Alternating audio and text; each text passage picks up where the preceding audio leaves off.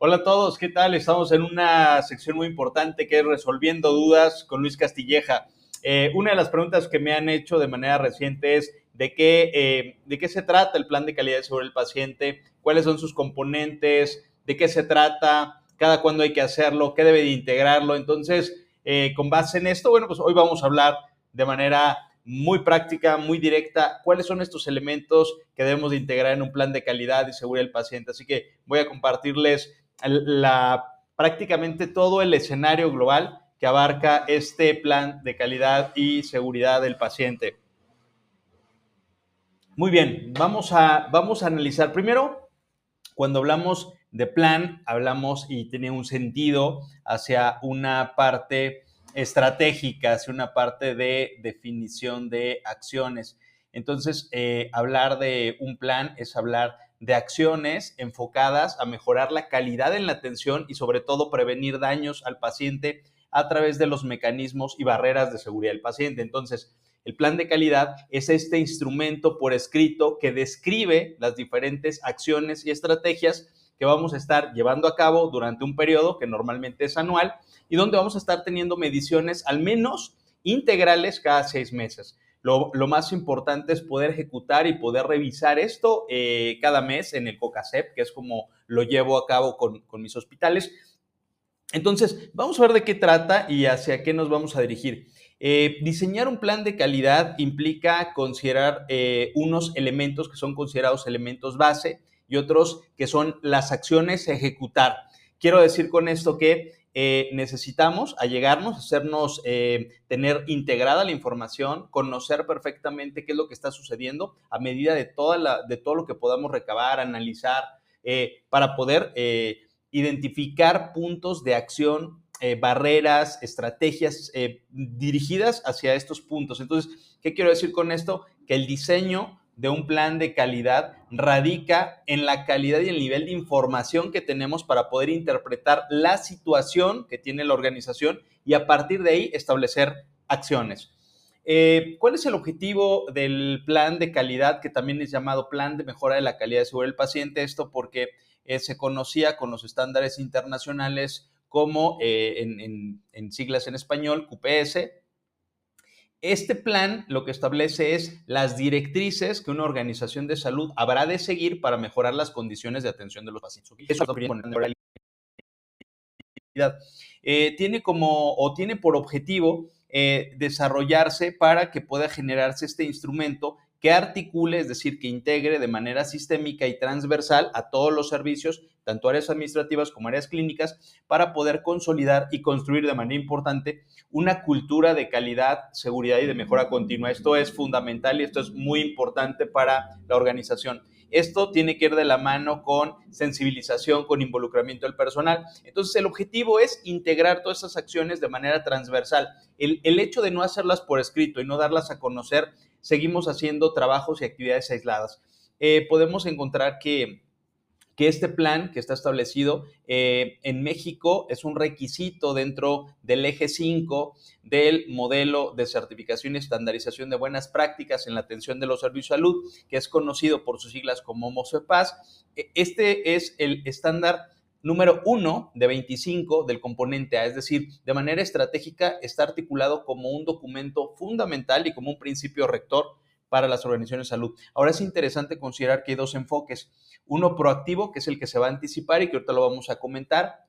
Voy a darles ese marco para poder identificarlo, que es todo aquello que nos va a permitir anticiparnos a situaciones que se puedan dar. Y la parte reactiva, donde necesitamos atender y corregir, prevenir o contener situaciones que se estén presentando. Entonces, el plan de calidad tiene estos dos enfoques.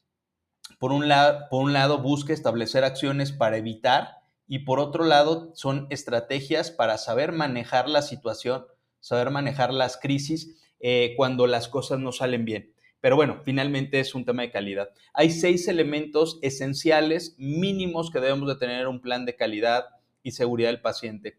En estos niveles vamos a conocer este como primer nivel 1 o nivel A, este como nivel B y vamos a tener este como nivel C. ¿Por qué les comparto esto por niveles? porque no podemos ir avanzando si no vamos cubriendo estos niveles. Entonces, un punto importante sería el poder llegar, ¿no? Avanzar hacia una medición, hacia un análisis de mejora a través de auditorías, pero no podemos establecerlo si no hay acciones que evaluar. Entonces, para poder crear acciones necesitamos dos elementos importantes.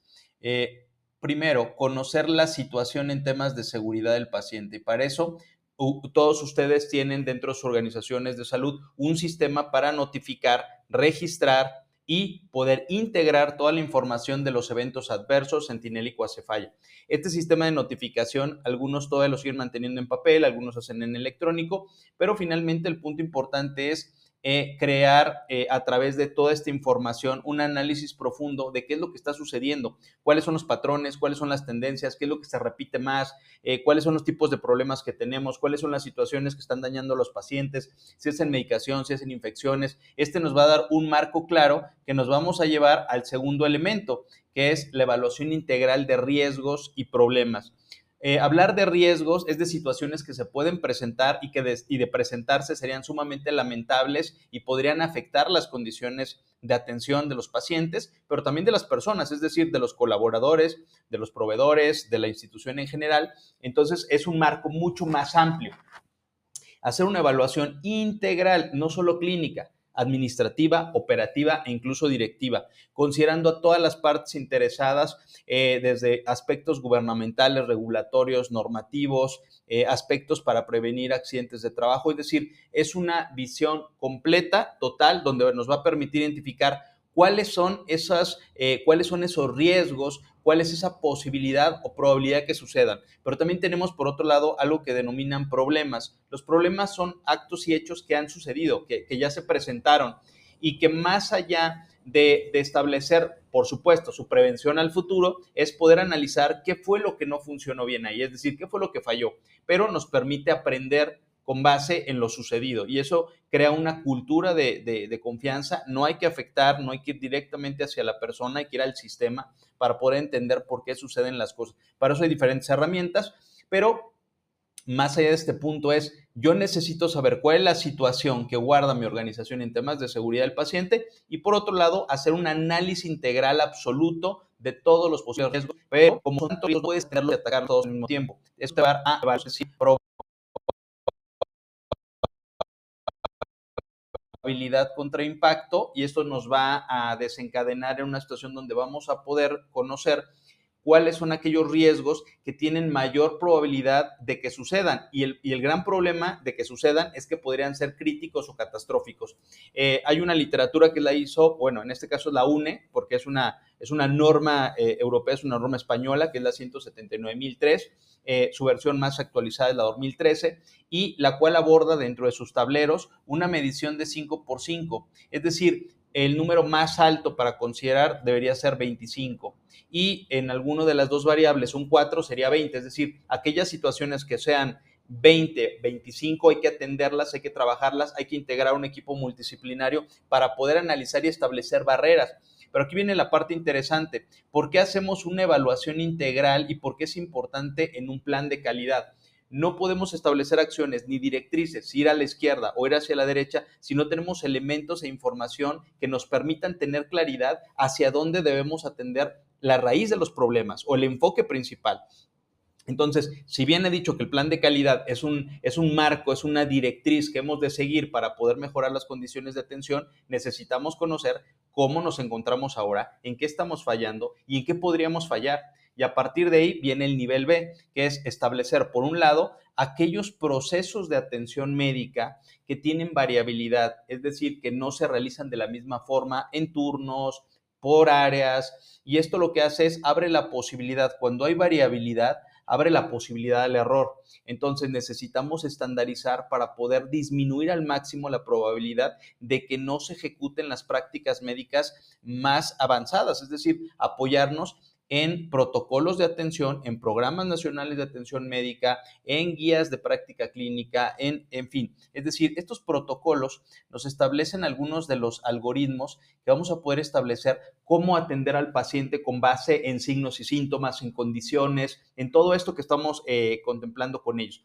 Entonces, ¿a qué se refiere este protocolo clínico? Que vamos a identificar dentro de este análisis integral en donde tenemos mayores desviaciones, es poco controlable a nivel orden ese proceso de atención o esta guía de atención, y entonces lo que se hace es que se integra un equipo relacionado a la práctica que estamos revisando, y a partir de ahí se analiza con una guía de práctica clínica, con algún protocolo, se adapta a las condiciones de la organización, se capacita, se asesora, se lleva a cabo, se implementa y posteriormente se mide para ver que esta variabilidad o estas desviaciones van disminuyendo, que eso es fundamental y hay que transmitir esos resultados. Pero tenemos otros dos elementos importantes. Por un lado, esta evaluación integral nos va a permitir identificar los riesgos más altos que pueden afectar en tema de medicación, en temas de infecciones, en términos de infraestructura o instalaciones, en términos del personal, de sus competencias, de su desarrollo, de sus condiciones dentro de la organización.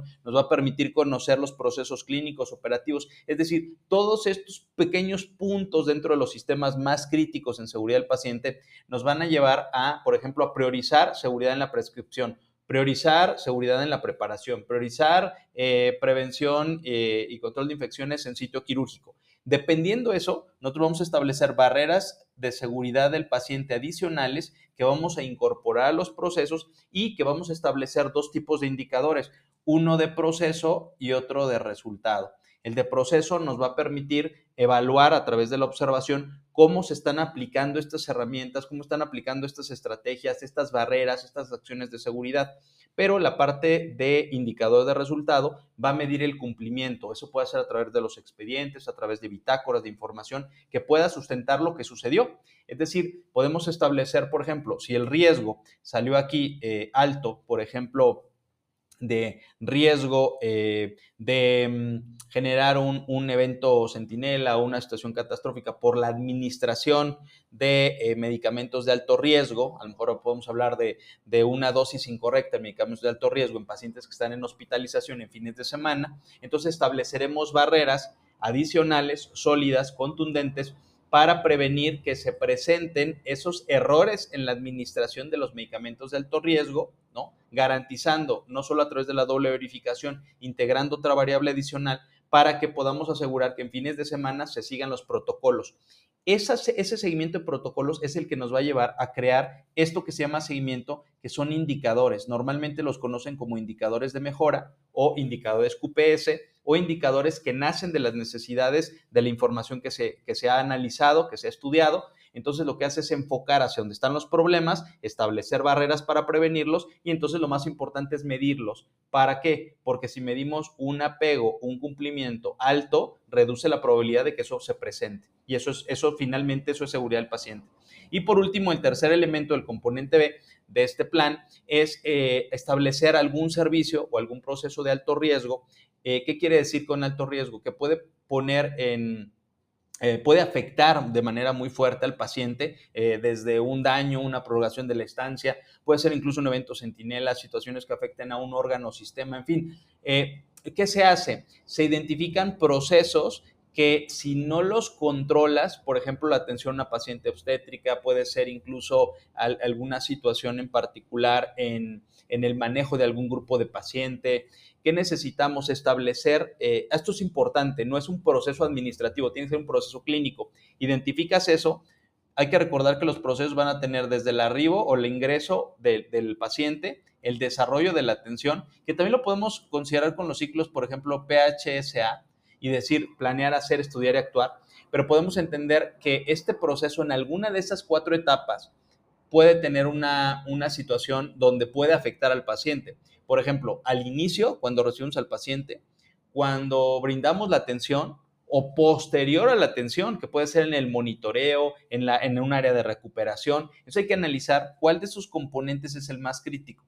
A partir de ahí, nos lo vamos a llevar a una de las herramientas que se han utilizado a través de las últimas 3 décadas, que es el AMEF, el análisis modo efecto de fallos, o también lo que manejan en la literatura internacional como FEA, que que es FMA, y este es un elemento importante que permite evaluar cada etapa del proceso y poder identificar algún tipo de daño. Cuando se identifica, se establecen controles y entonces tenemos, por ejemplo, un diagrama de flujo que muestra cómo se desarrolla ese proceso que era de alto riesgo, luego se vuelve a mapear, pero ahora con los controles o barreras de seguridad, se capacita, se implementa y luego a partir de 3 meses se empieza a medir. Cuando llegamos a 6 meses podemos encontrar lo que le llaman riesgo residual, que significa cómo ha funcionado o cómo está ahora el nivel de daño, de riesgo, de prevención del proceso de trabajo ahora que hemos implementado los controles, que eso es fantástico porque te permite ver en etapas de 3 a 6 meses si realmente ese control que estableciste está evitando, está conteniendo y está reduciendo al máximo que ese proceso que es muy riesgoso se vuelva más seguro.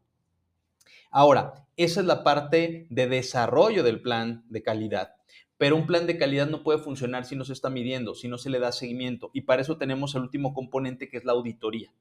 Las auditorías se convierten en esta gran herramienta, en esta metodología que permite identificar y sobre todo es un enfoque que se da a través de un grupo de trabajo al interior de la organización que establece a través de un enfoque sistémico, integrado completamente, ver y asegurarse del nivel de cumplimiento de los requisitos y de las barreras de seguridad y todos los criterios que se deben de respetar en los procesos, asegurar que lo que se dice que se hace, se esté haciendo.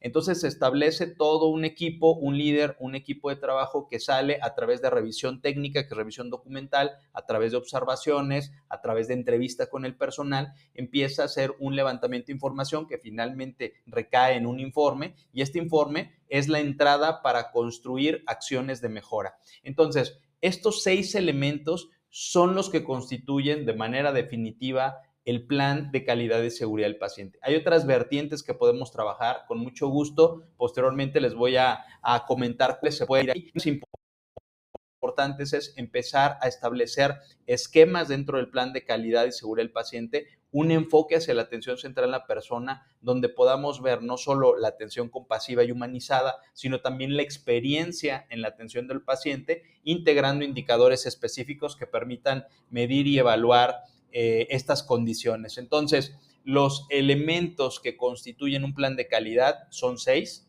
2 de base, que es el nivel A, 3 de acción, que es el nivel B, y 1 de seguimiento y medición, que nos permitiría ver dónde podemos hacer mejoras. Entonces, con base en esta pregunta que me hicieron, espero haberlo hecho muy específico. No es una sesión de plan de calidad, no estamos desarrollándolo a profundidad, pero sí estamos dándole la claridad para que cualquiera que entre en contacto y que va a empezar a desarrollar planes de calidad pueda conocer cuáles son los elementos y cuáles son las acciones que debe tener este documento. Se debe desarrollar una vez al año, se hacen mediciones, se hacen seguimientos y lo más importante son los resultados, que son 2 elementos. Medir los indicadores del resultado de todas estas acciones y los resultados de los informes de la auditoría.